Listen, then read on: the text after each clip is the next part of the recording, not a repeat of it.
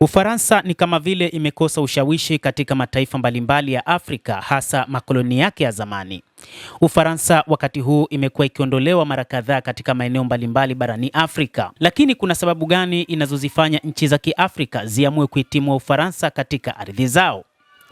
Ufaransa ilianzisha rasmi kuondoka katika ardhi ya mataifa mbalimbali katika Afrika kwa kukabidhi kambi mbalimbali za kijeshi katika mataifa ya Sahel, kwa maana ya maeneo kama vile Mali, Burkina Faso, lakini pia na hata Niger. Ni moja kati ya maeneo ambayo Ufaransa ilikuwa ikitawala ama ikishiriki kijeshi na mataifa hayo.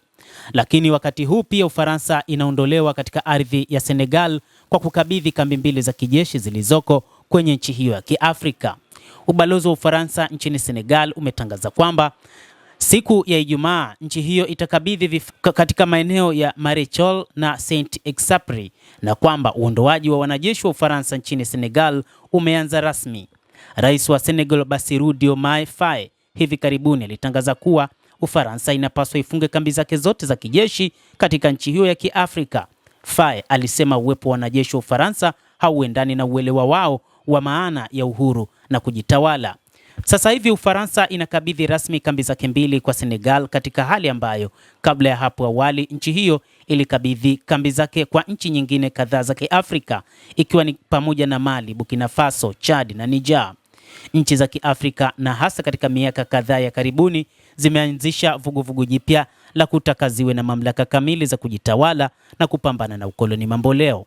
Nchi hizo ambazo kwa miaka mingi zimekuwa chini ya udhibiti wa nchi mbalimbali za Ulaya zikiongozwa na Ufaransa, sasa hivi zinajaribu kubadilisha hali zao za kisiasa, kijamii na kiuchumi ili ziendane na malengo ya matakwa yao, hasa ya tabaka la vijana kwa bara hilo.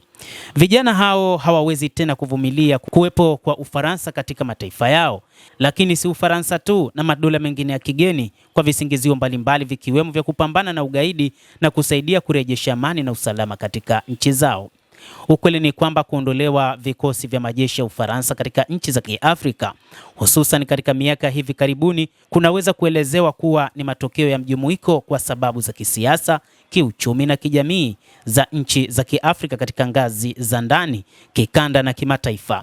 Kwa upande wa ndani, katika baadhi ya nchi za Kiafrika hasa za ukanda wa Sahel na magharibi mwa bara hilo, kuwepo kijeshi kwa Ufaransa kumekabiliwa na upinzani mkubwa wa ndani wa wananchi.